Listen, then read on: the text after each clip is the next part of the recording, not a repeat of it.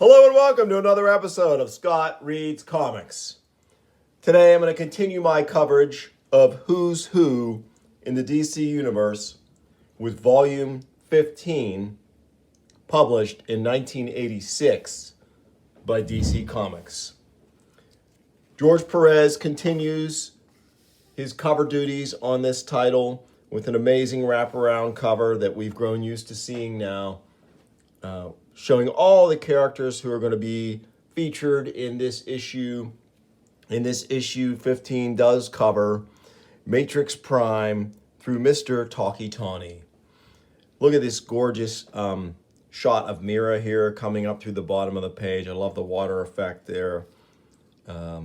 Mist Master, Mirror Master. We've got some masters and misters in this issue for sure. Metamorpho, the Metal Man. It's just a great assemblage of characters. Just such a diversity in the DC universe. Really cool. Matter Eater Lad, look at that, eating the scenery there. Pretty great. So let's get into it. One interesting letter I wanted to start with, but let me go. Actually, we'll start with our credits here. Robert Greenberger, editor. Len Wein, contributing editor. Marv Wolfman, writer, editor. Mike W. Barr, Paul Levitz, Barbara Randall, Bob Rozakis, contributing writers. E. Nelson Bridwell, Peter Sanderson, writer, researchers. Todd Klein, production. Anthony Tolan, Len Wein, Tatiana Wood, Tom Ziuko, colorists. And of course, George Perez on the cover. This letter I found interesting from Angelo Labasas. You're doing a fine job on Who's Who. I love the logos and illustrations, but I have a few questions concerning it. How do you determine the height and weight of each character? And number two, could you please note if there are two or more of the same character in the case of Aquaman and Batwoman? Were there not two Jokers? The answer to his first question, we usually consult the artists involved with the characters when it comes to the height and weight of each character. In some instances, we're told by the writer. Legion scribe Paul Levitz provided us with a complete hair, eye, height, and weight chart when we started this series, so we only had to ask once. In other cases, we discussed it among several staffers to get a general consensus. So they're kind of just sort of pulling it out of their out of the ether, so to speak, when they can't talk to the particular writer. And of course, where is that writer getting it from? You know, I guess if you went back through all the issues and kind of looked to see if there were references about character heights and weights, you could find some concrete stuff. But it's fun, you know. Like I've joked about some of their very specific height and weight listings on some of the characters. Here's another interesting thing. When appropriate, we do try and mention other versions of characters if they do not merit individual entries. See the Metallo entry in this issue for an example of that. Okay, enough of that. Let's get started. Our first entry is Matrix Prime. His first appearance is Daring New Adventures of Supergirl number 6. And just because it's top of mind, he is 10 feet 6 inches tall and weighs 4,750 pounds. So he is not a lightweight. Great artwork here by Carmine Infantino and Gary Martin. Next up, Matter Eater Lad in that incredible Keith Giffen sort of transitional style that he was getting into after leaving his Legion work. Tenzil Kem is his alter ego. First appearance, Adventure Comics 303. Really cool. I love Matter Eater Lad's green and yellow costume. That's a great color scheme. Matter Master, first appearance, Brave and the Bold, number 35. Art by Murphy Anderson. Mark Mandrill is his alter ego. What a great alter ego. Looks like he may have been a Hawkman, Hawkgirl villain. They do not have a very extensive rogues gallery, or at least a very well-known one. Maxie Zeus with fantastic artwork by Trevor Von Eden and Dick Giordano. First appearance, Detective Comics 483. As noted, Zeus has no superpowers or even highly developed physical abilities. He owes his reputation solely to his brilliant planning and organizational talents. That's a classic DC villain right there. Next up is Amazing Man with art by Stephen DiStefano and the great Carl Kessel on inks. First appearance, Amazing Man #1. Oh, look at this gorgeous entry on Mento. Not the delicious candy Mentos, but Mento with art by George Perez. First appearance, Doom Patrol #91. Alter ego is Stephen Dayton. Gorgeous Perez artwork here. I love when Perez does anything with Doom Patrol. He and Byrne really have an affinity for drawing those characters. Of course, both artists can draw anything, as we've said many times on the show. Next up, we have Mira. Excellent and rare artwork here from John Workman, who's normally a letterer. So that's very interesting. A really nice piece here. First appearance, Aquaman, first series, #11. Alter ego, none. So Mira, very cool looking character. The Mercenaries, Soldiers of Fortune are our next entry. Great artwork by classic artist Sam Glanzman on this one. Very cool. Their first appearance was GI Combat 242. Great. Their names are Gordon, Horst, and Prince. And next up is Merlin, Alter Ego Unrevealed. First appearance, Justice League of America 94. Artwork by Mark Grunwald and Rick Magyar. So we forget that Mark Grunwald, like Larry Hama, was a skilled artist, although I would argue that Hama is the better of the two artists. Both incredibly prolific writers. And of course, Mark Grunwald, very much a Marvel guy, so it's neat to see him kind of step over and do one little bit of work here for DC. Next up, Mary, the Girl of 1,000 Gimmicks. Mary Pemberton is her alter ego. Star Spangled Comics #81 is her first appearance. Artwork by Rick Stazzi and Carlos Villagran. Next up is Metallo. Roger C. Corbin is his alter ego. First appearance, Superman 310. Artwork here is by Greg Thexton. Well, that's interesting because usually we see Greg Thexton inking Kirby, but he gets to do his own thing here, and it's kind of nice. I like it. Look at that monstrous visage there. Really cool. And Metallo was one of those characters who could actually threaten Superman. I mean, I believe he had kryptonite built into his body, so. Great double-page spread on the Metal Men with classic art by Ross Andrew and Terry Austin. They look great. Really cool. The Metal Men, creator Dr. Will Magnus. Gold, iron, lead, mercury, nameless, platinum, and tin. And they don't list their first appearance on here, which I think is an oversight. Sometimes on these team entries, that gets missed out. Next up, Metamorpho, the Element Man, with art by Jim Aparo. Rex Mason, alter ego.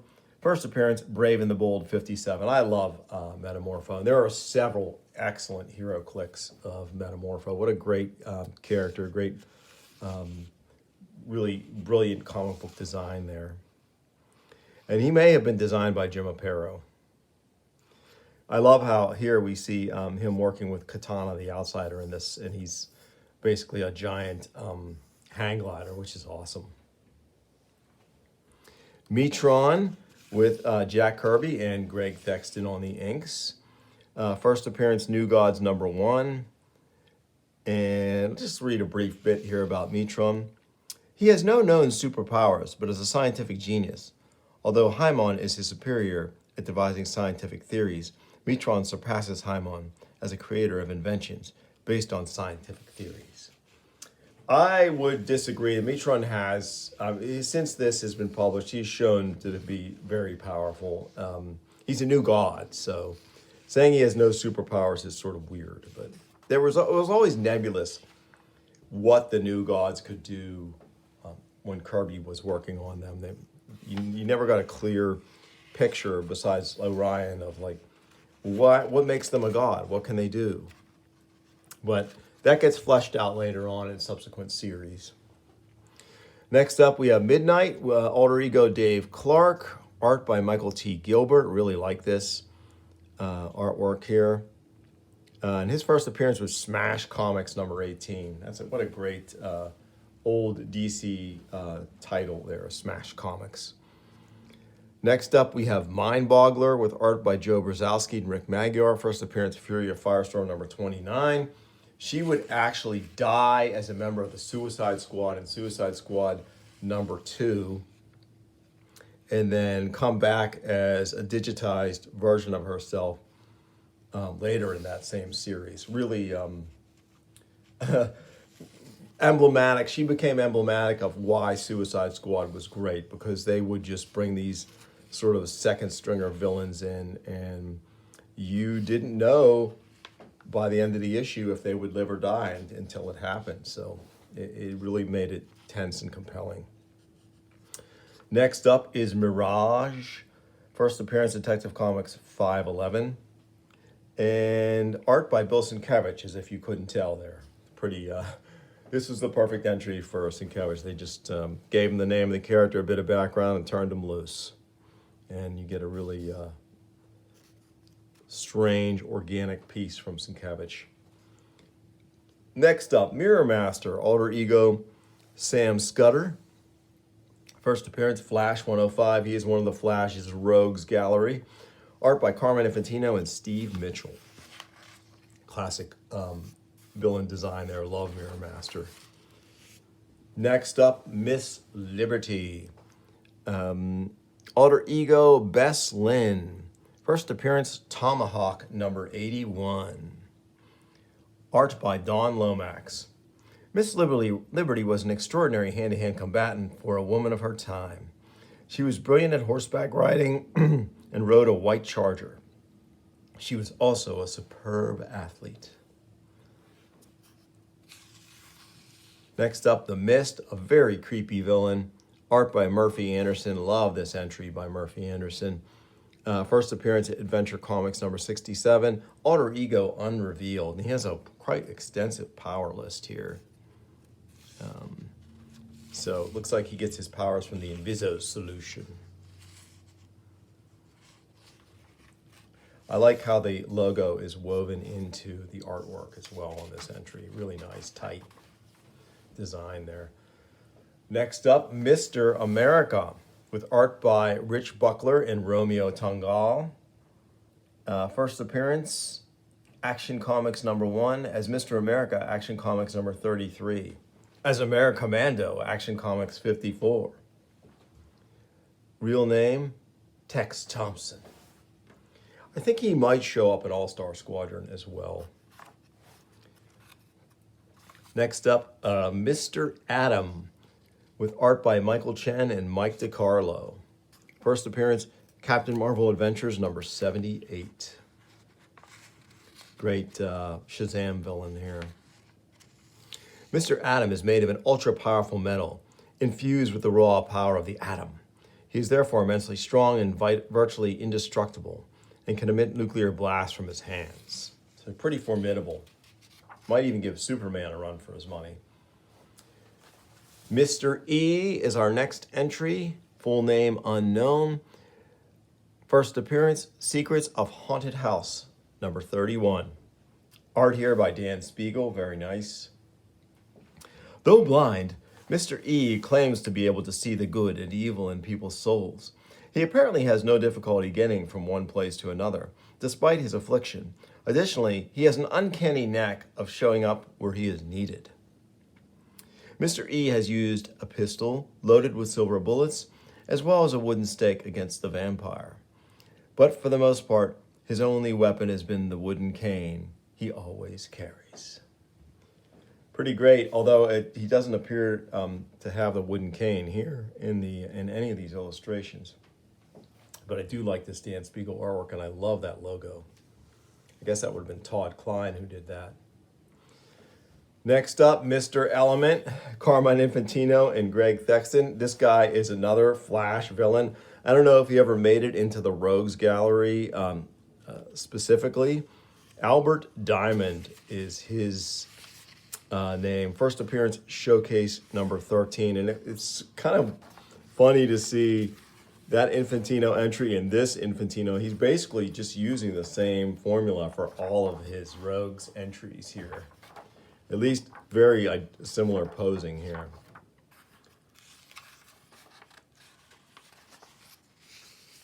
We have another Mr. Freeze, real name unknown. First appearance, Batman 121. Good artwork here by inker Bob Smith, doing pencils and inks. Next up is Mr. Mind, real name unknown. First appearance, Marvel Adventures number 22, in person, CMA 26. I wonder if that's Captain Marvel Adventures. Length 3 inches, weight 5 ounces. And great artwork here by Scott Shaw on Mr. Mind. I love it. I love that logo. Mr. Mind has no powers save his powerful mentality, which is, however, probably the greatest criminal mind in existence. And here we see shades of our next entry. I love this artwork by Scott Shaw, by the way, who does Captain Carrot and the Zoo Crew. Mr. Mind's Monster Society of Evil. What a cool collection of eclectic villains here.